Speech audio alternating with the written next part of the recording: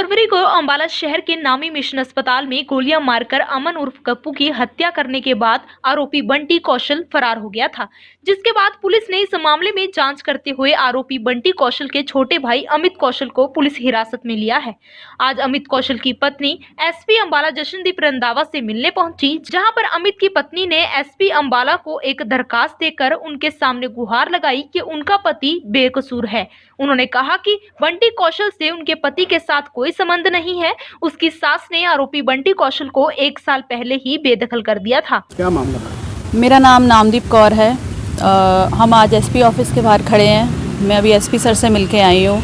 तो ये मामला 26 फरवरी का है, जब अमन नाम के लड़के की हत्या हुई है, जो कि बंटी कौशल का जिसमें नाम आ रहा है। बंटी कौशल मेरे जेठ लगते हैं। तो उनके छोटे भाई अमित कौशल से मेरी शादी हुई है। हमारी शादी को 7 साल हो चुके हैं और 3 साल की हमारी बेटी भी है। तो इशू ये है कि बंटी कौशल के इस मर्डर को करने के बाद मेरे पति अमित कौशल को पुलिस ने उठाया है, तो शक के बिना पर उठाया है। जबकि जब ये वारदात हुई उस टाइम वो अपने ऑफिस में काम कर रहे थे। तो उसके बाद मैंने उनको घर बुला लिया कि हो सकता है कोई दंगा फसाद ना हो जाए, कुछ ना हो जाए, आपको कोई कुछ कर ना दे। तो उस टाइम मैंने उनको घर बुला लिया। तो उस टाइम पर पुलिस आकर उनको घर से ले गई, शक के बिना पर कि शायद हो सकता है कि इनको पता हो बंटी कहाँ है, या हो सकता है ये इन्वॉल्व हो। पर उनकी इस चीज़ में कहीं कोई इन्वॉल्वमेंट है नहीं। क्योंकि उनका अपने भाई के साथ में पहली बात तो ज़्यादा बनती नहीं थी, क्योंकि हमारा अपना बिज़नेस है।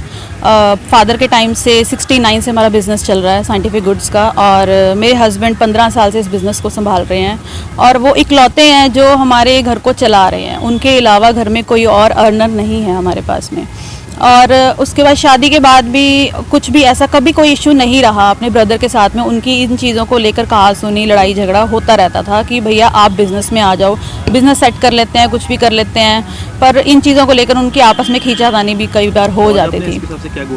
मैंने उनसे ये बोला है कि सर अमित कौशल को इस केस से रिहा किया जाए, इस केस में उनको इन्वॉल्व ना किया जाए।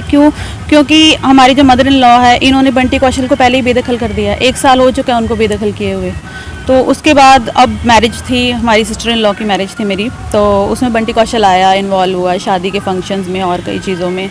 बस वहीं तक का रोल था उनका। बस इन्हीं चीज़ों में अगर वो हमसे बात कर रहे हैं, हम उनसे बात कर रहे हैं, तो वो एक नॉर्मल सी चीज़ है। हमें नहीं पता था कि ये कुछ वो करने की उसकी मंशा है या कि उसने किस वे में किया। रहते तो वो अपनी वाइफ के साथ में थे, अपने घर पे हमारे पास आते थे, मिलते थे, अपने कपड़े वगैरह लेते थे, बातचीत करते थे, चले जाते थे।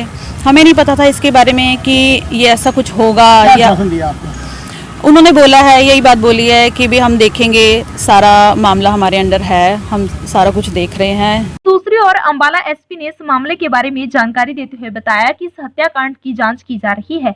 उन्होंने कहा कि इस मामले में जांच की जाएगी और यदि कोई भी बेकसूर इसमें फंसता है तो उसके खिलाफ कार्रवाई नहीं की जाएगी।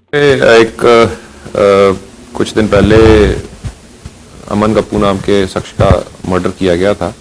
उसके अंदर हमने टोटल अभी तक 4 व्यक्तियों को गिरफ्तार किया, जिनका उस मर्डर के साथ ताल्लुकात था, जो उसको जिन्होंने उस कॉन्स्पिरेसी के अंदर शामिल थे। उसी के अंदर एक अमित नाम के शख्स को भी गिरफ्तार किया गया, जो कि जो मेन एक्यूज्ड है उसका भाई है।